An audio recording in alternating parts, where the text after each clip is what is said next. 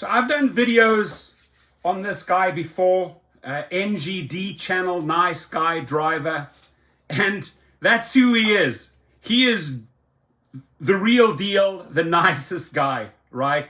He speaks from his heart. You can feel he's genuine. There's no fake BS about this guy, right? He just shares his feelings, and people can relate to that. People can connect with this individual. Now, he made a video where it says Uber and Lyft, less rides, low fares, right? There's fewer and fewer trips out there that make sense, right?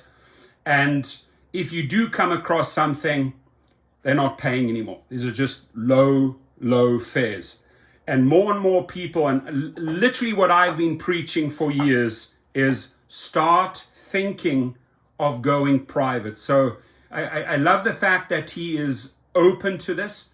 I can assure you there is not much of a big risk attached. If you already have a car, if you want to upgrade a car, and if you're still on the Uber and Lyft platform, grab what you can in the next 6 to 12 months, right?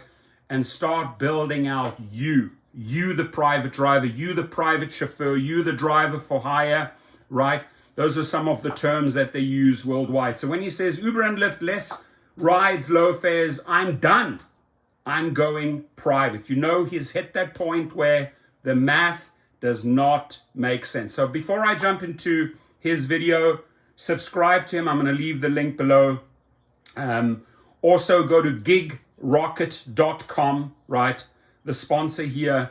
I do have the private chauffeur course, and what I want to do for NGD, nice guy driver, hit me up, my friend. I want to give you a free code to my course, right? I want to show you how I pretty much build out a clientele of 320 plus over an 8-year period. So I would love to give you that free code, and then, you know, maybe we can talk afterwards, maybe we can make a video afterwards together or go live together. But we need to start really telling the truth here, and that is there's very little money to be made in the rideshare world currently, and that you have to start transitioning to private trips, a combination of rideshare and private trips. So here he is.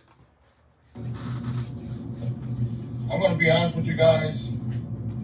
This might be the beginning of the end. The beginning of the end. Particularly for Lyft.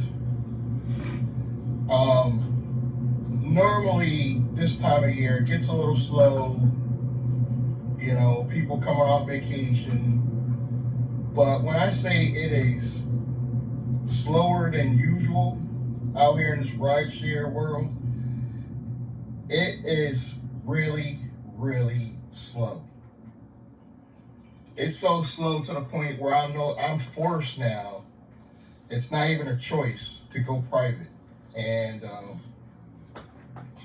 I'm already looking into a loophole using umbrella policy to possibly cover myself that way. But I'm in the process of figuring out what I need to be licensed and start going private. I already started doing side deals, you know, which I call side deals when you're off the platform. You know, there is a risk, of course, being on my own insurance, but well worth the risk. The only major risk is the possibility of being kicked off the platform, either Uber or Lyft. And at this point, if I get kicked off Lyft, I won't even cry about it, guys. I might be a little bit upset if Uber kicks me off, but it's more likely if I get kicked off, it will be on Lyft side. And 4 years I've been driving, I would say I've only been kicked off on Lyft. I think I was kicked off Lyft twice, and it was false reports. I didn't do anything malicious. I didn't do anything wrong. My driving wasn't erratic. I actually get people saying I drive like an old woman because I do follow the rules, and I drive really slow for the most part. Good. I'm one of those drivers that you're late to work, you don't want to ride with me. You just don't, because I'm going to drive the speed limit, maybe a little bit above on the highway. I'm never going to do the exact speed limit, but I'm not definitely going to be the fastest on the highway. I see no point in continuing using these platforms. The only reason why I think it'd be beneficial for me to continue driving Uber is to cut some side deals. And like I said, that would be the only one that might hurt me a little bit at this time. But I'm already working on some stuff in the background. I'm trying to build out my own media platform. And I got some things going online. If you check the links in the description box, you'll see I'm doing other things. Good. I'm selling my a software right now. I'm promoting a NWR Financial. So I'm doing other things outside of Rideshare. But I want to maintain Uber just for the purposes of advertising my own business as far as the transportation goes. I was going to get into that car rental arena, but those template businesses, Glenda Cam is right. Those template businesses don't last. And Turo, Hire Car, Airbnb, they are all struggling right now. For the average person, you're always going to get some wise guy be like, well, I'm still making money. 1% probably on Turo and Airbnb is actually making money. And those Airbnb... Partly agree with that last statement. I'm definitely making really good money on Airbnb and Turo. I refuse to work with Hire Car, right? They're just too slow or don't pay out. But I think if you understand how to make money on Airbnb and Turo, you can make money there. So I'm not sure here which individuals he's communicated with. He said only about 1% can still make money there. But that's the only thing of the entire video that I don't agree with, that percentage and that statement. But everything else, we're on the same page. They have to be specialty.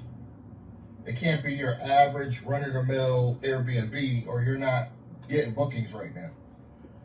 It is extremely slow, and I'm sure it's pretty much the same with food delivery.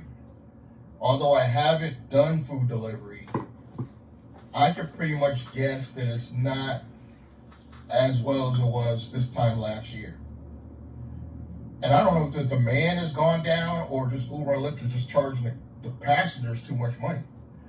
Both. Because I'm to the point now with my one side deal customer, he just goes to work. He goes to like a 15-minute trip to work. And he says Uber's charging him about, on average, $15. I can charge him $12 and still make a profit because on that ride, on average, Uber only pays me about $6 to $7. And out of that 15 that he's getting charged. So that's true. That's about 50%. When I can get the entire 12, and because I only charge him 12, and he likes the convenience because now you don't have that problem where you're worried. So he's using an example where the rider was paying $15, $16, let's say, and had if that rider had to schedule that trip, right? Schedule it, be paying way more. So that rider, just to give you an example how it works in the private world, right? And the way you pitch the rider on Uber or Lyft is that, hey, I see that you're consistently paying $15. I can offer you that trip for $12, $3 instant savings, right? Now, out of that 15, best case scenario, he was getting half, $7.50, probably more like $6.50, right, from Uber or Lyft, right? Now he's getting 12, double that as a private driver, what he was making comparing to Uber and Lyft. So what he is doing, what you're doing as a private driver is you are creating a win-win situation, not you and the company Uber and Lyft, but you and the client. The client is getting a good discount, $3. He's getting a top driver who's reliable on time, right? He's basically paying $12 for a scheduled trip. That's huge for any private client, right? And he is doubling his money. And so when you start understanding that formula, you can quickly understand why you need to start converting. Now, many people are afraid to convert clients, right? Afraid to hand out business cards, afraid to get into that conversation. But I really explain it, how to finesse it, how to really fine tune this soft sale on Gig Rocket in the private chauffeur course. About the driver's worried about waiting for you. If you're paying me all the cash, I will wait 10, 15 minutes even, if necessary. They usually don't make me wait that long. But because you're my direct client, I'm willing to wait while you're in that store. Probably not 15 minutes, probably about 10 minutes. But the passengers, when you get private deals or passengers, there is usually no issue with if they tip or don't tip, because you're already making more money. You see the concept? You're already making more money. So I already got my own, I already ordered my business cards. Good. Like I said, I got one guy in the queue. I pick him up, take him to work 3 days a week. Not a lot of money at all, but if I get 20 more like him, exactly, I no longer need a platform. Amen. 100%. And all I need is the proper insurance, and I'm in business. Insurance, some business cards. You slowly start taking a customer here and there from Uber that goes to work every day in the same place. Excuse me. So that's the plan for this new year.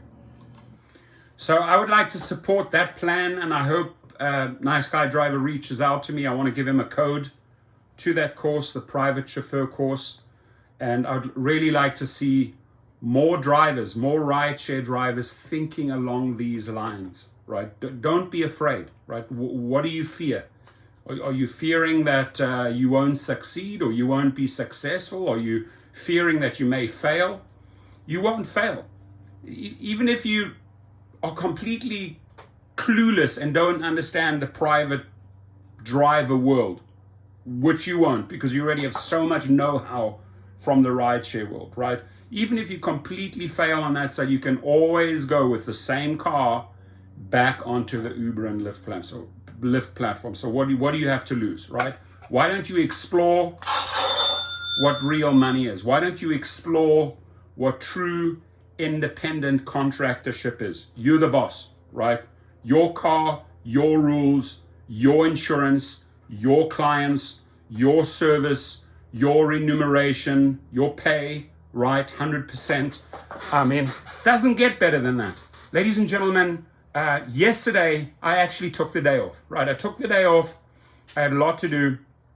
And then two good clients said, back to back in the evening, 1:10 p.m. and 1:12 p.m. worked fine. They said, listen, I need you to pick up my kid. A couple of other kids, drop them off. And strangely enough, another lady called me, same scenario. So the one was in Brentwood, right? The other one was in Sherman Oaks. I literally drove from 10 p.m. till 12:30, 2.5 hours, and made $450. $450, and by the way, that was tips included, right? Private clients, keeping their kids safe, dropping the one kid off 3 minutes down the road, the other kid 5 minutes over there, the other kid, texting the parents, right? These are the things I teach you at gigrocket.com. Go check it out. If you have any questions, you can hit him up in his channel, right?